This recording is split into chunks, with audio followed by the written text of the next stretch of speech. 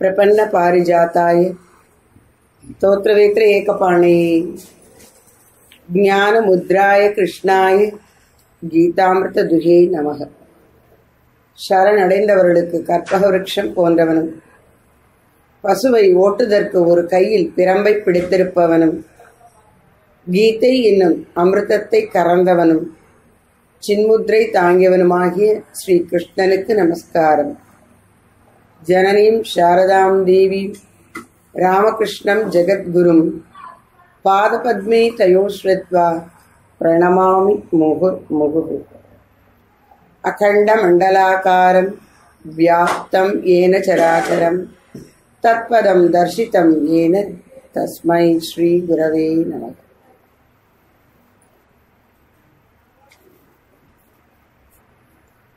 அனைவருக்கும் வணக்கம். கடமையை செய் என்பதுதான் கீதையின் போதனையை ஒழிய போர்புரி என்பது போதனை அல்ல. போர் புரிவதும் அடுத்தவர்களை கொல்லுவதும் எல்லோருக்கும் கடமை அல்ல. போலீஸ்காரன்ட்டு அதுதானே சொல்ல முடியும். போலீஸ்காரர்கள் எல்லாரையும் வச்சு அவர் ஐஜி பேசுறாருன்னா அவர் என்ன சொல்வாரு? சுட்டு தள்ளுடா அப்படின்னு தான் சொல்லுவார். சுட்டு தள்ளுன்னு அப்புறம் எல்லாரையும் 6 கோடி மக்களையும் வச்சுட்டு அவர் சுட்டு தள்ளுன்னு சொல்லுவாரா? சொல்ல மாட்டார். அது குழப்பத்தையும் அழிவையும் தான் உண்டாக்கும். யாருக்கு என்ன கடமை சமுதாயத்தில் அமைந்திருக்கிறதோ அந்த கடமையை சரிவர தயக்கம் இல்லாமல் குழப்பம் இல்லாமல் செய்யணும். இவன் என்ன செய்யணும்? சொந்தக்காரங்கன்னு பார்க்காம உன் கடமையை செய். ஏன்னா அவங்க அதர்மத்தின் பக்கத்தில் இருக்கிறார்கள், கொல்லுக. ஒரு நீதிபதியும் அப்படித்தான், சொந்தக்காரன்னு பார்க்காம வேண்டிய வேண்டாத பார்க்காம. இப்ப நீதித்துறையிலேயே லஞ்சம் வாங்கிக்கிறாங்கன்னு இதெல்லாம் வந்துட்டு இருக்குது. யாராவது அங்க என்ன செய்யணும்? அவர்கள் தன்னுடைய கடமையை முறையாக செய்யணும், பாரபட்சமின்றி செய்யணும். சமன் செய்து சீர்திருக்கும் கோல் போல் இருக்கணும், ஒருபால் கோடாமல் இருக்கணும், இம்பார்ஷியலா இருக்கணும். அப்படி யாரா இருந்தாலும் அவரவர் கடமையை செய்யணும். கடமையிலிருந்து தவறுபவனுக்கு வாழ்க்கையில் முன்னேற்றம் இல்லை, ஆத்ம ஞானம் வராது. அதனால கடமையை செய். அந்த கடமையை செய்யும் பொழுது நீ எப்படி இருக்கணும், உனக்கு என்ன பலன் வரும் என்று எதிர்பார்க்காத. இப்படி தத்துவங்கள் போகின்றன. அதற்கு துவக்கம் என்ன? பிள்ளையார் சொல்லி என்ன? கடமையை செய்தல். இங்கே அர்ஜுனனின் கடமை போர் புரிதலாய் இருப்பதால் போர் புரின்னு சொல்றார். அதனால இது ஒண்ணு எல்லாரையும் கொலை செய்ய சொல்லக்கூடிய நூல் அல்ல. ஒரு கருத்து. இன்னொன்னு சொல்றாங்க, சாமி கொலை நூல் சொல்றியா? ஆமா, இது கொலை நூல் தான். என்ன சொல்றீங்க? பகவத்கீதை கொலை நூல். எப்படி என்ன சொன்னால், நீ நல்ல வாழ்க்கையை கவனிச்சு பாரு. புத்தர் வாழ்க்கையில நடந்ததுன்னு நினைக்கிறேன். ஒரு சின்ன பூச்சி, அந்த தவளை அந்த பூச்சியை சாப்பிட்டுதான். பார்த்துட்டே இருந்தா ஒரு பாம்பு வந்து அந்த தவளையை சாப்பிட்டுதான். பார்த்துட்டே இருக்கும்போது கருடன் வந்து பாம்பை பிடிச்சிச்சான்.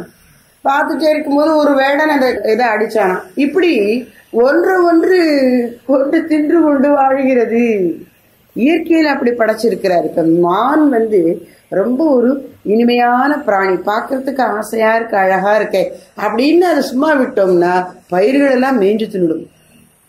இந்த பாம்போல் இருக்கிற சாக்க பட்சிணிகள் எல்லாம் பயிரெல்லாம் இல்லாம பண்ணிடும். அப்புறம் மனுஷனுக்கு சாப்பாடு கிடைக்காது.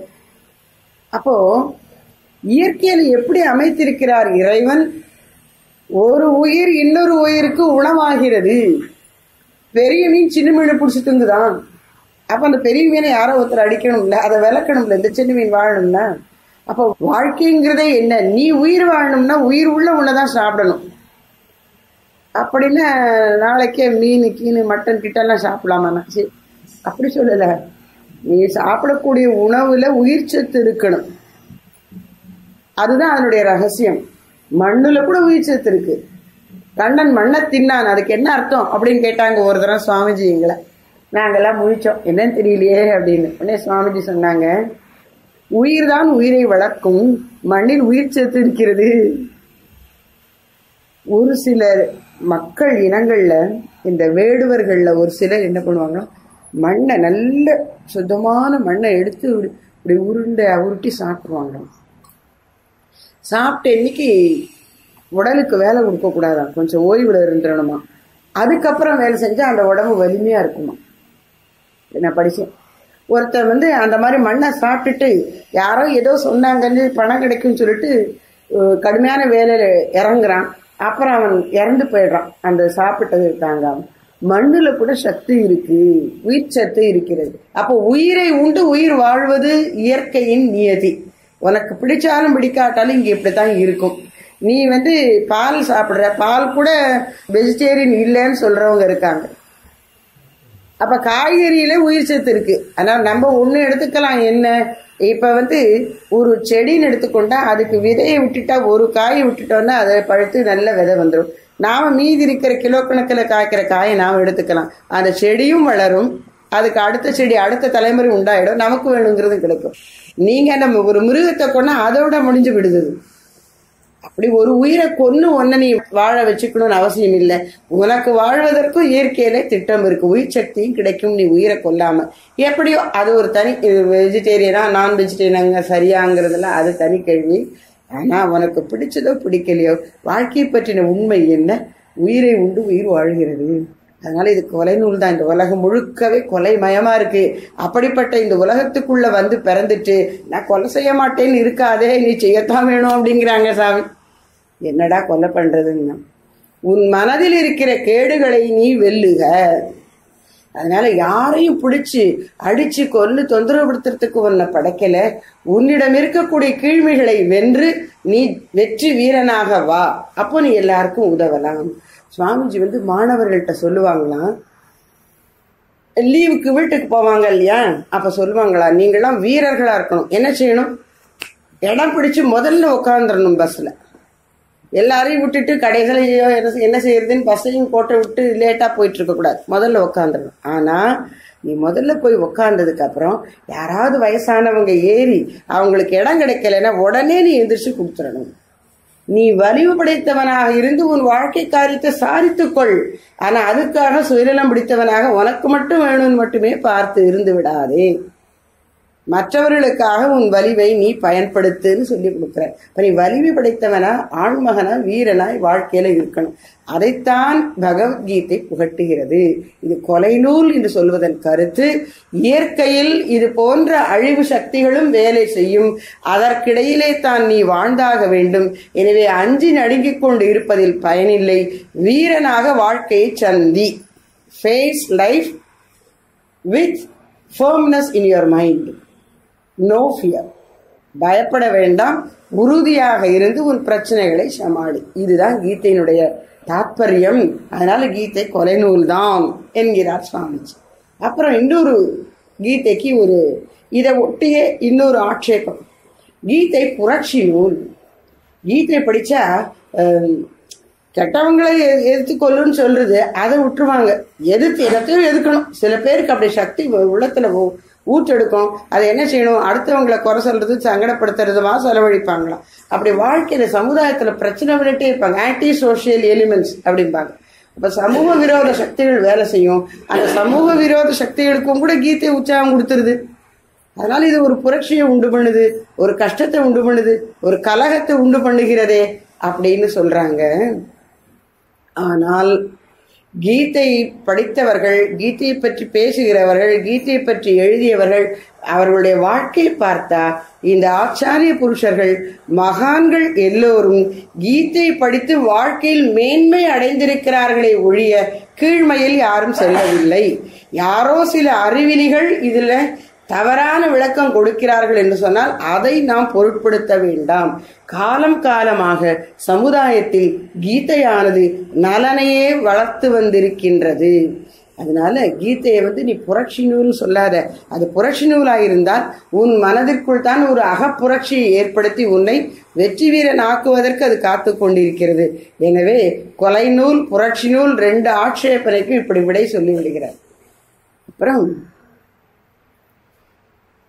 இதெல்லாம் நீங்க என்னென்னமோ விளக்கம் சொல்றீங்க, சரி, ஆனா இது ஒரு தத்துவ சாஸ்திரம் தானே, அதை பத்தி ஒண்ணுமே சொல்லலையே அப்படின்னு நம்ம நினைச்சிடக்கூடாது. அதனால சுவாமிஜி கீதை சொல்லக்கூடிய தத்துவங்களை விளக்குவதற்கு ஒரு 10 தலைப்புகள்ல அது சொல்ற.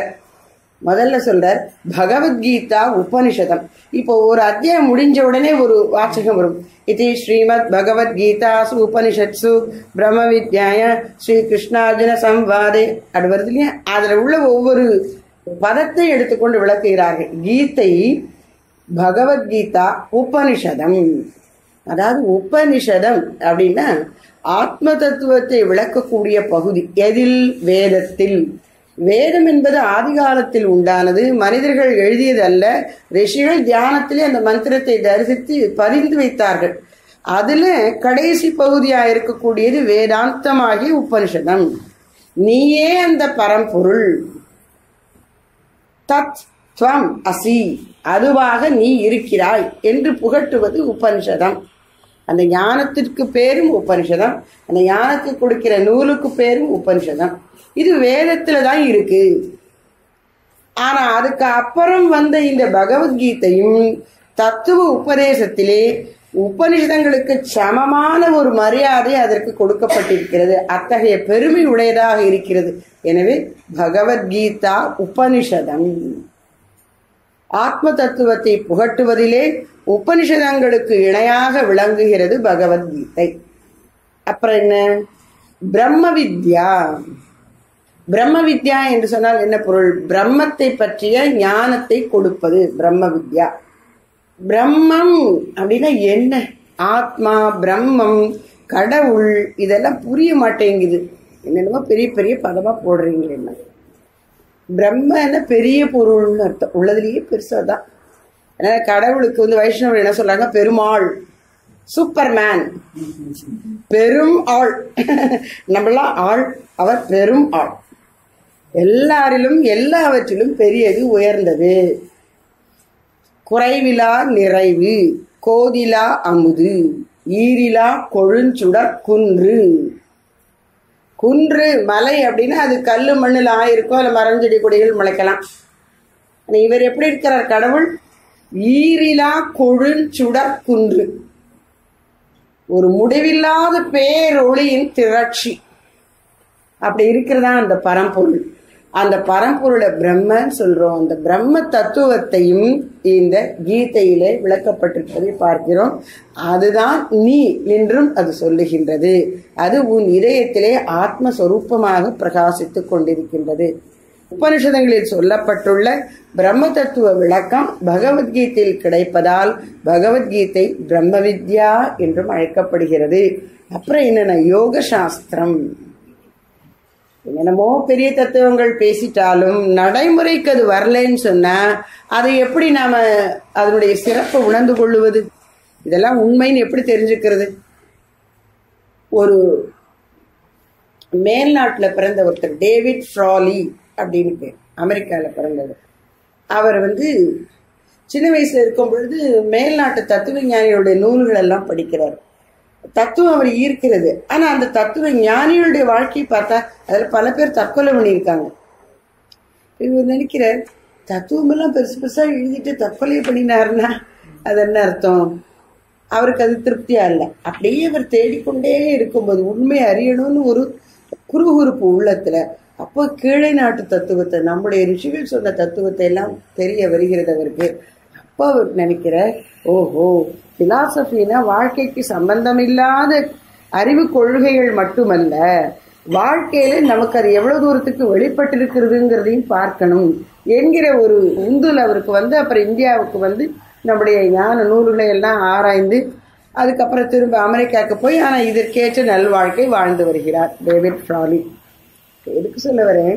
தத்துவ ஞானின்னு சொன்னா வாழ்க்கைக்கு சம்பந்தம் இல்லாத உயர் கொள்கைகளை பேசுவது அல்ல. அப்ப பகவத்கீதை என்ன சொல்றது? அப்ளைடு வேதாந்தா. வேதாந்தத்தை வாழ்க்கையில் கடைபிடித்து காட்ட போற. இப்போ சாதாரணமா உடம்பு மெலியணுமா நீங்க சூரிய நமஸ்காரம் பண்ணுங்க அப்படின்னு ஒருத்தர் சொல்றாரு வச்சுக்கோங்க. உடம்பு மெலியணும்னா சூரிய நமஸ்காரம் பண்ணணும் அப்படின்னு தெரிஞ்சா ஒரு ஒன் வேர்ட் கொஸ்டினுக்கு சூரிய நமஸ்காரம் போட்டு தெரிஞ்சுச்சா நம்மளுக்கு உடம்பு நல்லாயிடாது. எக்ஸசைஸ் பண்ணினாதான், சூரிய நமஸ்காரம் பண்ணினாதான் உடம்பு நல்லா ஆகும். அது மாதிரி இதுல என்ன?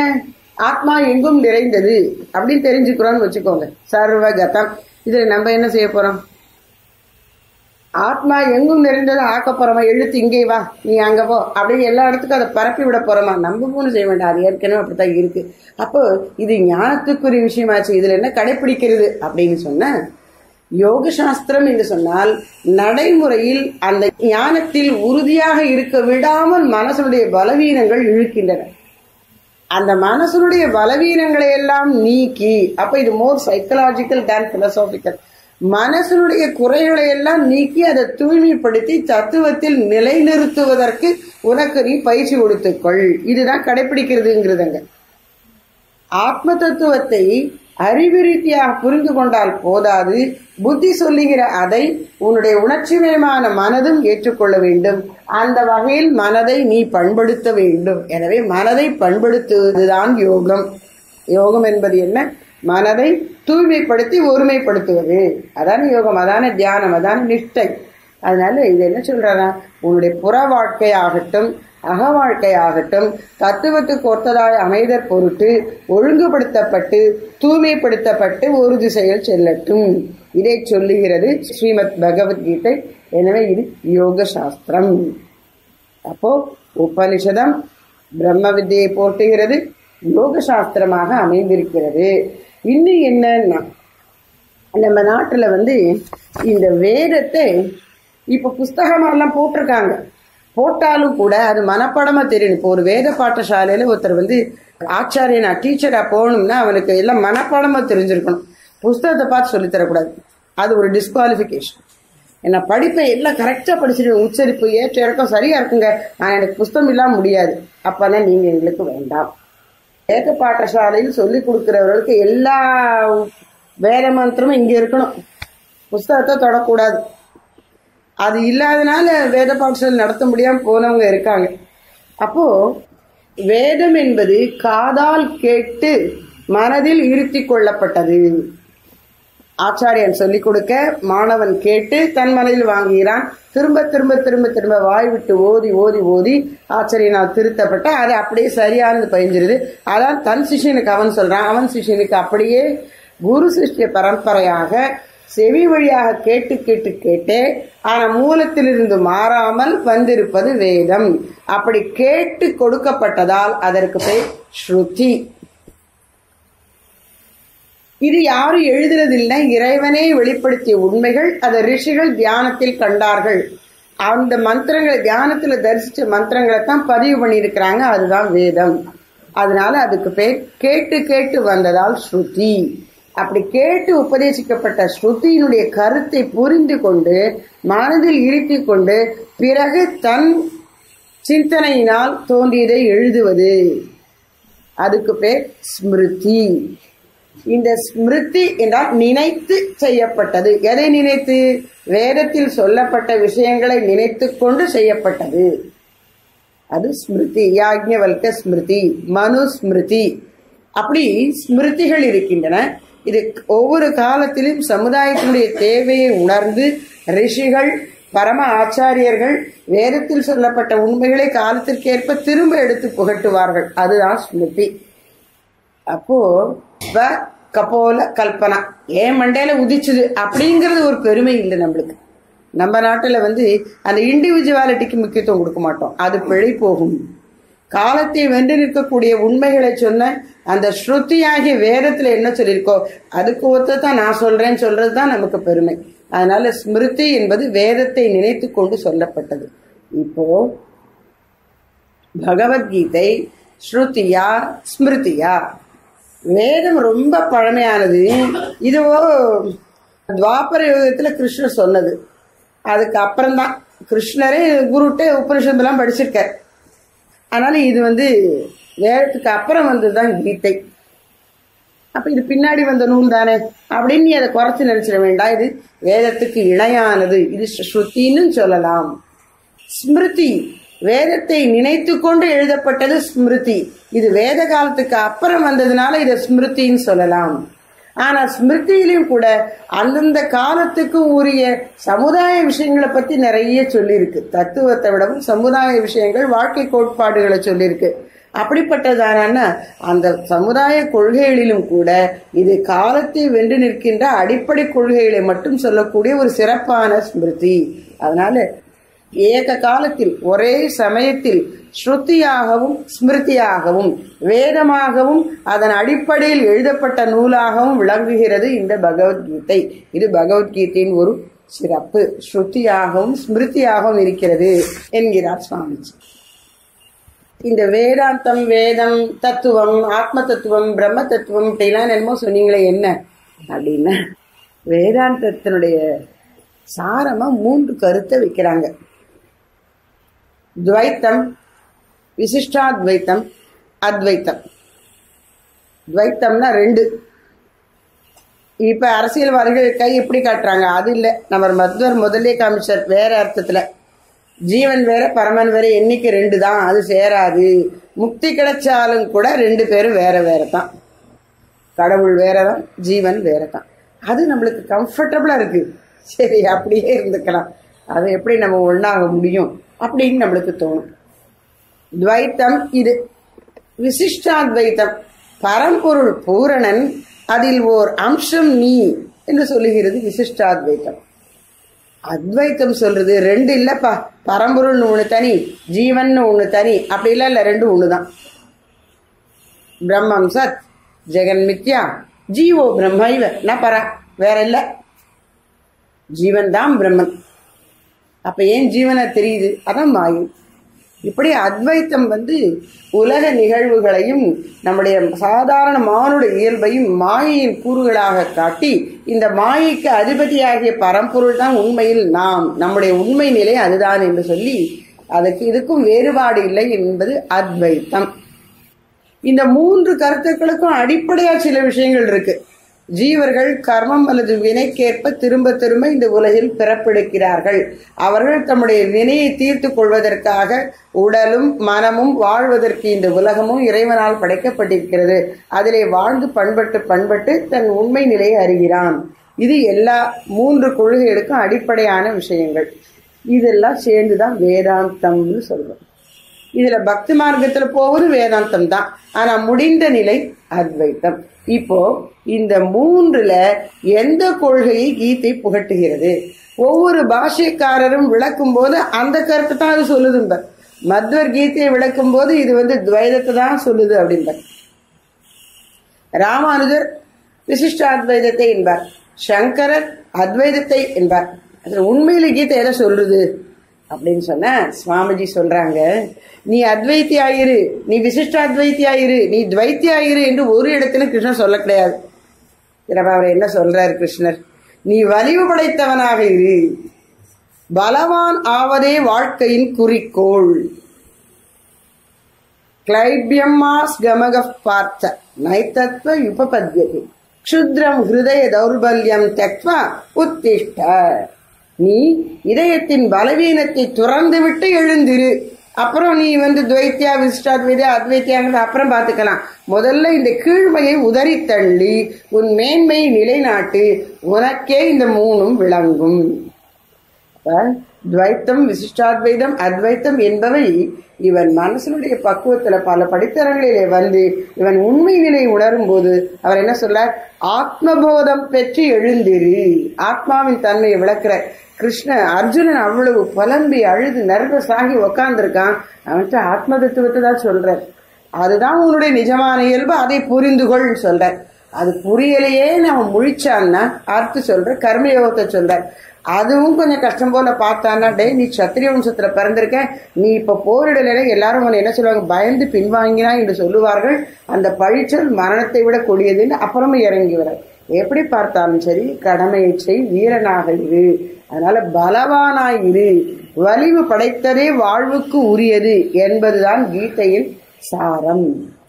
அந்த வலிமை வரும் பொழுது சாமிஜி சொல்றாங்க, எல்லாம் உனக்கு வாழ்க்கையில உண்டு, நன்மை உண்டு, வலிமை உண்டு, தர்மத்தை கடைபிடிக்கலாம், வாழ்க்கையின் இகலோக சௌக்கியங்கள் கிடைக்கும், பரலோகம் கிடைக்கும், ஆத்ம தத்துவம் உட்பட எல்லாம் வலியவனுக்கு தான் உண்டு.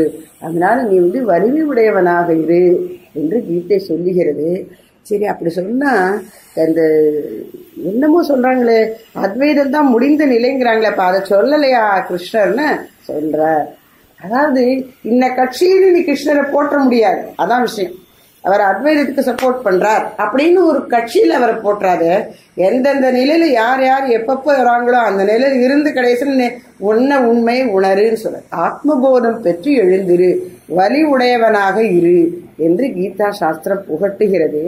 ஆனா இந்த கீதையுடைய அமைப்பையை பார்த்தா 18 அத்தியாயம் இருக்கு இல்லையா, அதுல 6 அத்தியாயமா பிரிக்கலாம்.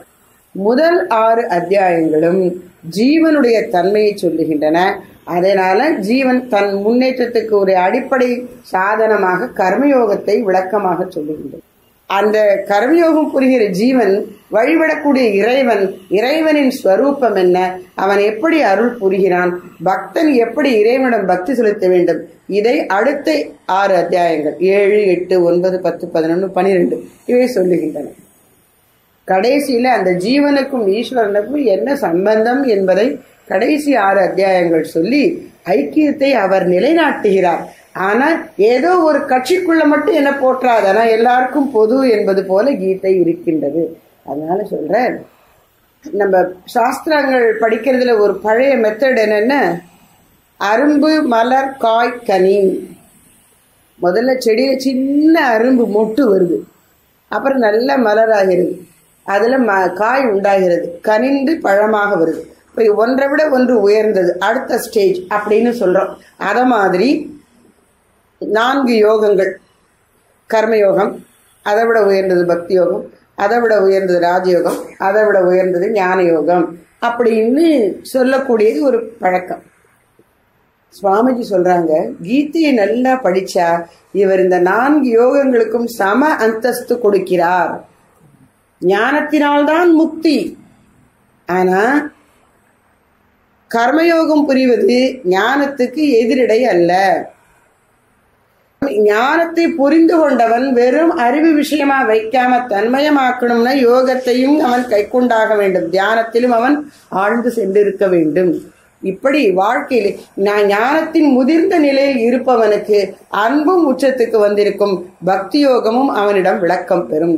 4 யோகங்களையும் சமமாக காட்டுகின்றார் ஸ்ரீகிருஷ்ணர் என்பது கீதையை எந்த ஒரு பக்கத்திலும் சாராமல் படிப்பவர்களுக்கு விளங்கும்.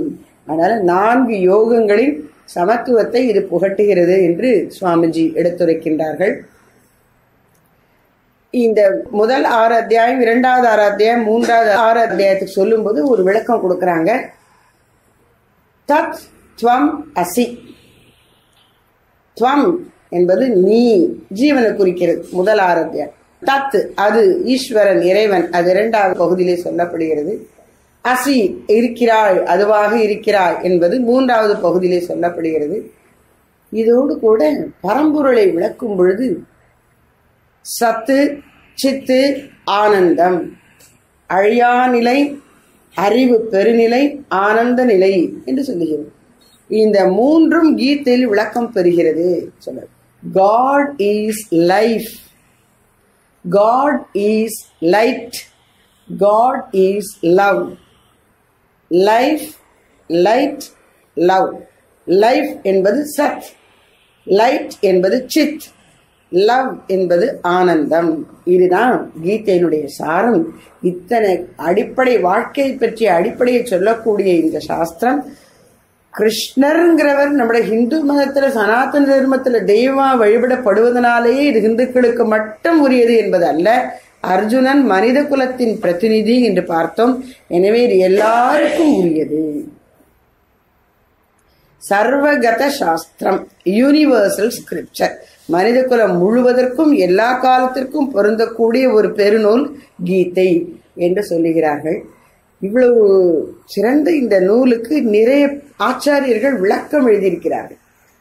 அதை சொல்லிட்டு இந்த விளக்கங்களிலேயே சிறந்தது எது அப்படின்னு கேட்கிறார், ஒரு கேள்வியை கிளப்புறாங்க. நம்ம எதை சொல்ல போற, சங்கரர், அவர் அத்வைத சங்கர் தான் சொல்வார் நினைக்கிறேன் அப்படின்னுட்டே போகும்போது அவர் சொல்ற, இல்லை, கீதைக்கு சிறந்த விளக்கம் கண்ணனின் வாழ்க்கை.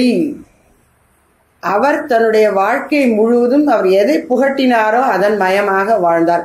ஒரு தடவையாவது கிருஷ்ணர் அழுதார்னு பார்த்திருக்கோமா? ராமர் கூட அழுதிருக்கார். கிருஷ்ணர் கஷ்டப்பட்டு அழுதார், சோர்ந்து உட்கார்ந்தார்னு எங்கேயாவது இருக்கா? இல்லை. வலிமையே வடிவெடுத்தவராய், அமைதியே வடிவெடுத்தவராய், ஆனந்தமே வடிவெடுத்தவராய், ஆற்றலே வடிவெடுத்தவராய். இப்ப அர்ஜுனன் திரௌபதியை வெல்வதற்கு அந்த மேல ஒரு மீன் சின்ன அப்படி சுத்திக்கிட்டே இருக்கும். கீழே இருக்கிற தண்ணியை பார்த்து தண்ணியில அதனுடைய பிரதிபலிப்பை பார்த்து மேல அம்பு விட்டு அதை வீழ்த்தணும். கிருஷ்ணர் அவருடைய 8 மனைவிமார்ல ஒரு பெண்ணை எப்படி ஜெயிச்சாரா? அந்த போட்டி என்னன்னா, அந்த மீன் சின்னம் தொங்கிட்டு இருக்குல்ல, அதுக்கு நடுவில் ஒரு திரைச்சீலை போட்டிருப்பாங்க. இப்படி தொங்காது, இப்படி கட்டியிருக்கும். அவ திரைக்கு பின்னாடி அந்த சின்னம் இருக்கு, மீன் இருக்கு. அவ்வளவு மெலிசா இருக்கும் திரை. அதை இதுல பார்த்து அடிக்கணும். திரையும் பொத்துக்கிட்டு அந்த மீன் சின்னத்தையும் வெட்டணும். அது சுத்திட்டு வேற இருக்கும். அப்ப அர்ஜுனனை விட ஒரு கடுமையான போட்டியில தான் அவர் ஜெயிச்சிருக்கிறார். அதே மாதிரி உலகத்திலே 6 பேர் தான் கதையில ரொம்ப வலிமை வாய்ந்தவர்களாம் அந்த காலத்துல. யார் யாரு? பலராமன், துரியோதனன், பீமன், ஜராசந்தன், கிருஷ்ணர் ஒருத்தர், இன்னும் ஒருத்தர் யாரு? கீச்சகன்.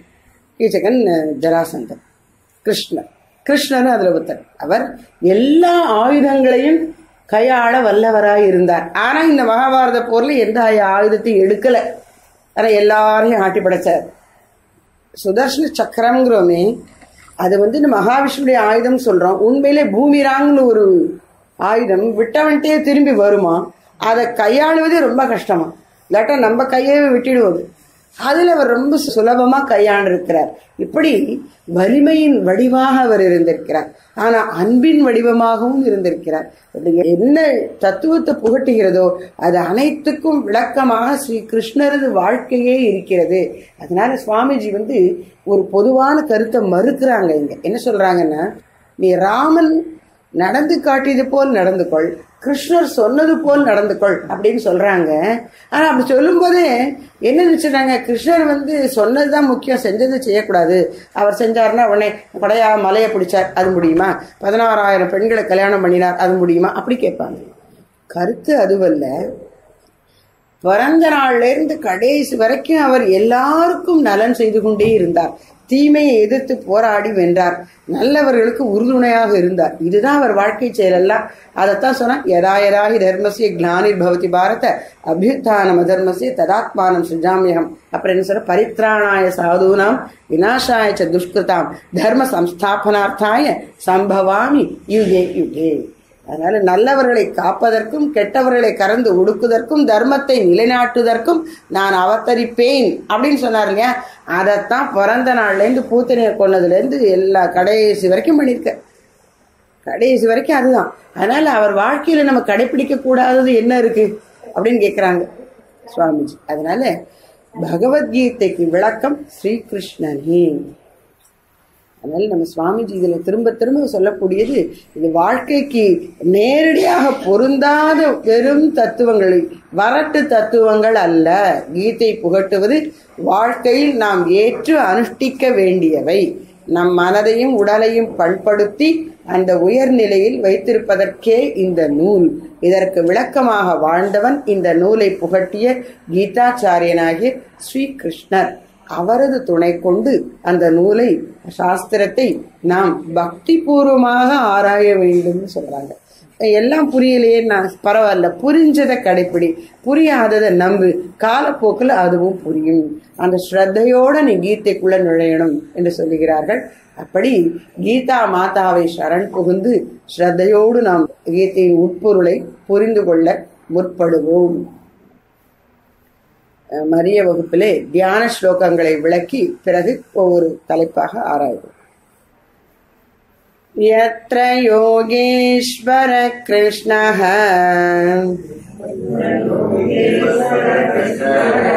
யத்ர பார்த்தோ தனுர்தரஹ தத்ர ஸ்ரீ விஜயோ பூதிஹி ध्रुवानीतिर्मतिर्मम